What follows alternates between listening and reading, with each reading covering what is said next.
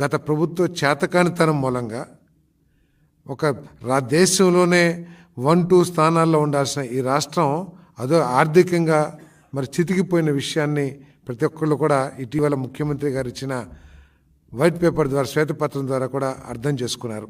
మీకు దమ్ముంటే మీరు గనక మేలు చేశారు ఈ రాష్ట్రానికి, ఈ రాష్ట్రంలో ఏదైతే ముఖ్యమంత్రి గారు చెబుతున్నారో శ్వేతపత్రాల ద్వారా వాస్తవాలను చెబుతున్నారో ఆ వాస్తవాల మీద మీకు ఏదైనా అనుమానం ఉంటే ధైర్యంగా అసెంబ్లీకి వచ్చి మీరు ప్రశ్నించండి. లేదు ప్రభుత్వం చేస్తుంది తప్పు లేదా ప్రభుత్వం చెప్పింది తప్పు అని చెప్పండి. మీ దగ్గర ఏమైనా మేలు చేసిన ఆధారాలు ఉంటే అవి అసెంబ్లీ ద్వారా ప్రజలకు తెలియజేయండి. అంతేకాని మీరు అసెంబ్లీని ఎగ్గొట్టి బురదల్లే కార్యక్రమం ఎంత నీచమంటే దేశ ప్రజాస్వామ్యంలో ఢిల్లీలో ఈ పార్టీ వైఎస్ఆర్ కాంగ్రెస్ పార్టీ చేసిన కార్యక్రమం ఏ పార్టీ కూడా చేసి ఉంటుందని నేను భావిస్తున్నా. ఈరోజు చెప్తా ఉన్నారు ఆరోగ్యశ్రీలో కూడా ఏదో 1500 కోట్ల రూపాయలు ప్రభుత్వం ఎగ్గొట్టిందని. ఎవరన్నా విచక్షణ అసలు ఆలోచన జ్ఞానం కానివ్వండి, లేకపోతే ఒక 5 సంవత్సరాలు ముఖ్యమంత్రిగా చేసిన స్థాయి వ్యక్తి మాట్లాడా అని చెప్పేసి అడుగుతా ఉన్నా నేను. ఒకవేళ 1500 కోట్లు అప్పు ఉంటే దానికి కారణం ఎవరు? మీరు చేసిన దుష్పరిపాలన 5 సంవత్సరాల ఫలితం కాదా అని చెప్పేసి అడుగుతా ఉన్నా నేను. 45 రోజుల్లో చెల్లించాల్సిన పేమెంట్ని మీరు చెల్లించకపోవటం మూలంగా ఎన్నిసార్లు హాస్పిటల్స్ యాజమాన్యాలు స్ట్రైక్ ప్రకటించి లేకపోతే మన కోఆపరేషన్ విత్డ్రా చేసుకుని మేము వైద్య సేవలు అందించము, మీరు పేషెంట్స్ డబ్బులు కడితేనే మేము వైద్యం చేస్తామని చెప్పేసి ఎంతమంది పేదలు ఇబ్బంది పడ్డారో తెలుసా అని చెప్పేసి నేను జగన్మోహన్ రెడ్డి గారిని ప్రశ్నిస్తా ఉన్నాను. మీరు చేసిన ఆర్థిక అవకతవకల మూలంగా ఈ రాష్ట్రాన్ని ఆర్థికంగా కుదేలు చేయటం మూలంగా మీరు లక్షల కోట్ల రూపాయలు కాంట్రాక్టర్లకు కానివ్వండి, హాస్పిటల్కి కానివ్వండి, ఆఖరికి భోజనాలు సప్లై చేసిన వాళ్ళకు కూడా మీరు బిల్లులు ఇవ్వలేని దుస్థితిలో ఈ రాష్ట్రాన్ని ముంచిన విషయం వాస్తవం కాదా అని చెప్పేసి అడుగుతా ఉన్నా నేను. రాష్ట్రాన్ని దాదాపు 11 లక్షల కోట్ల అప్పులు ఊబిలోకి దించేసి ఈరోజు పత్తితులాగా 1500 కోట్లు ఇవ్వలేదు, ఆరోగ్యశ్రీకి డబ్బులు చెల్లించలేదని చెప్పేసి ప్రచారం చేయటం ఎంతవరకు ఆలోచించేయమని చెప్పేసి నేను ఇటువంటి అబద్ధాలని మానుకోమని చెప్పేసి కూడా ఈ సందర్భంగా తెలియజేస్తా ఉన్నా నేను. కూటమి ప్రభుత్వం ఏర్పడ్డాక కూటమి ప్రభుత్వంలో ఉన్నటువంటి మంత్రి గారు వారు మాట్లాడుతూ ఉన్నారు. ఏమని మాట్లాడుతూ ఉన్నారు? గత ప్రభుత్వము అప్పులు చేసిపోయింది, బకాయిలు పెట్టింది, మాకు బాధలు ఉన్నాయి, కష్టంగా ఉందని చెప్పి వారు మాటలు చెప్తా ఉన్నారు. నేను చెప్తా ఉన్నాను, గత ప్రభుత్వంలో అంటే చంద్రబాబు నాయుడు గారి హయాంలో 2014 నుంచి 19 వరకు వాళ్ళ హయాంలో వాళ్ళు మిగిల్చినటువంటి బకాయిలు 632 కోట్లుంటే ఆ బకాయిల్ని ఏమాత్రం కూడా మేము సాకులు చెప్పకుండా మేము బాధ్యత తీసుకొని మా జగన్మోహన్ రెడ్డి గారు, మా నాయకుడు జగన్మోహన్ రెడ్డి గారు వాటిని క్లియర్ చేసి 1050 ప్రొసీజర్స్ ని 3257 ప్రొసీజర్స్ కి పెంచి సంవత్సరానికి 1000 కోట్లు మీ హయాంలో మీరు ఖర్చు పెడితే 3000 కోట్ల వరకు కూడా ఖర్చు పెట్టి బ్రహ్మాండంగా రాష్ట్ర ప్రజలందరికీ కూడా వైద్య సేవలు అందించినటువంటి ఘనత జగన్మోహన్ రెడ్డి గారి ప్రభుత్వానికి దక్కింది. ఆ నమ్మకాన్ని కూడా ప్రజల్లో మేము నిలుపుకుంటున్నాం. అసలు ఇక్కడ నాకు ఒక అనుమానం అనిపిస్తా ఉంది. కూటమి ప్రభుత్వంలోని ముఖ్యమంత్రి చంద్రబాబు నాయుడు గారు ఏమైనా వారి మనస్సులో ఉన్నటువంటి మాటల్ని మరి ఈ మంత్రుల ద్వారా ఏమన్నా ఎక్స్ప్రెస్ చేయిస్తున్నారా అనేటువంటి అనుమానం కూడా మాకు కలుగుతూ ఉంది. ఏమని? హెల్త్ వాళ్ళకంత ప్రయారిటీ కాదని, మరి ఆరోగ్యశ్రీని ఏమైనా వైండప్ చేస్తున్నారనేటువంటి ఒక అనుమానం కూడా మనకు కలుగుతూ ఉంది. ఆయుష్మాన్ భారత్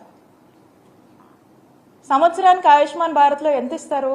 బడ్జెట్ సుమారు 300 కోట్లు సంవత్సరానికి ఇస్తారు. ఆరోగ్యశ్రీ బడ్జెట్ ఎంత? సంవత్సరానికి ఎంత ఖర్చు చేస్తాం మనము? 3000 కోట్లు ఖర్చు చేస్తాం. 3000 ఈ సంవత్సరం అయితే 3500 కోట్ల వరకు కూడా మనం ఖర్చు చేస్తా ఉన్నాం. అంటే 10% ఆఫ్ ఆరోగ్యశ్రీ ఆయుష్మాన్ భారత్ లో వాళ్ళు ఇస్తున్నారు. 300 crores ఇక్కడ 3,000 crores ఎక్కడ, 3,000 and plus crores ఎక్కడ, ఈ సంవత్సరం మనం ఇస్తున్నటువంటి 3,500 crores ఎక్కడ? మరి ఇదంతా ఎవరు బేర్ చేయాలి? 10% కవర్ చేస్తే మరి ఈ 90% ఏమైపోవాలి? ఈ ప్రజలు ఏమైపోవాలి? ఈ ప్రజల యొక్క హెల్త్ ఏదైనా ఇబ్బందులు వస్తే వాళ్ళ ఆరోగ్య బాధ్యత ఎవరు తీసుకుంటారు? తీసుకోవాల్సిన బాధ్యత ఎవరి మీద ఉంది? ఆ బాధ్యత మీది కాదా? ప్రభుత్వంగా ఆ బాధ్యత మీది కాదా? ఆ బాధ్యత ఖచ్చితంగా మీదే.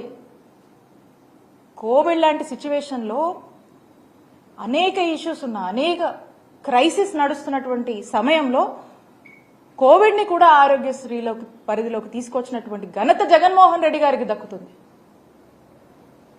దేశమంతా కూడా ఈ పాండమిక్ వల్ల అనేక ఇబ్బందులు పడుతున్నప్పుడు కూడా మన రాష్ట్రంలోని ప్రజల్ని కంటికి రెప్పలా కాపాడుకున్నటువంటి నాయకత్వం వహించినటువంటి నాయకుడిగా జగన్మోహన్ రెడ్డి గారికి ఈ రాష్ట్ర ప్రజల్లో ఆ యొక్క గుర్తింపు ఉంది.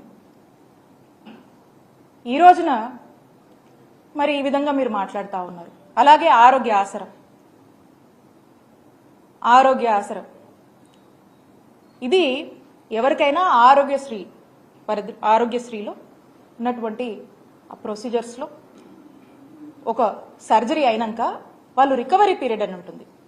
ఆ రికవరీ పీరియడ్ అంటే ఆ రికవరీ పీరియడ్లో వాళ్ళ ఇంట్లో ఉంటే వాళ్ళ పనులు చేసుకోలేరు కాబట్టి వాళ్ళంతా కూడా వాళ్ళు పని చేసుకుంటేనే వాళ్ళ జీవితం గడిచేటువంటి జీవన విధానం ఉంటుంది. కాబట్టి ఆ లేవలేనటువంటి పరిస్థితుల్లో ప్రభుత్వము ఫినాన్షియల్ అసిస్టెన్స్ గా ఆరోగ్య ఆసరా అని చెప్పేసి 225 రూపాయల నుంచి per day up to doctor recommendation మేరకు మరి 5,000 వరకు కూడా ఒక నెలకి ఈ అమౌంట్ ని ఫినాన్షియల్ అసిస్టెన్స్ గా వాళ్ళకు వేజ్ లాస్ కాకుండా మనం ఇస్తా ఉన్నాం.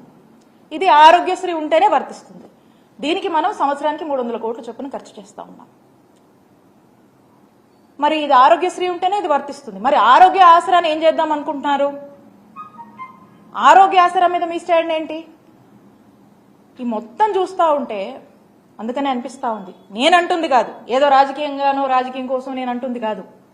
ఇవన్నీ కూడా మేము చేశాం, మనసు పెట్టి చేశాం. ఒక మనసున్న నాయకుడు ఈ రాష్ట్ర ప్రజలకు ఏ కష్టం వచ్చినా కూడా అది నా బాధ్యత, ఏ పేదవాడు ఒక ఆరోగ్య సమస్యతో ఇబ్బంది పడినా అది నా బాధ్యత అని భావించి జగన్మోహన్ రెడ్డి గారు నిరంతరం పరితపించి ఎంత కష్టమైనా సరే అనేక ఇష్యూస్ ఉన్నా, ప్రయారిటీస్ ఇంకా ఉన్నా కూడా ఏదైతే ఇందాక మనం మాట్లాడుకున్నామో ఏ దేశానికైనా హెల్త్ అనేది ఒక టాప్ మోస్ట్ ప్రయారిటీ అని, కానీ మన ఆంధ్రప్రదేశ్ రాష్ట్రంలో జగనన్న ప్రభుత్వానికి ఒక టాపెస్ట్ ప్రయారిటీగా భావించి పేద ప్రజల ఆరోగ్యం కోసం ఎక్కడ కాంప్రమైజ్ కాకుండా ఏ రోజు ఏ సిచ్యువేషన్ అయినా కూడా వాటిని బేర్ చేస్తూ ఎక్కడ కూడా హెల్త్కి తగ్గించకుండా మరి ముందుకు నడిపినటువంటి విధానం ఈ రాష్ట్ర ప్రజలకు తెలుసు.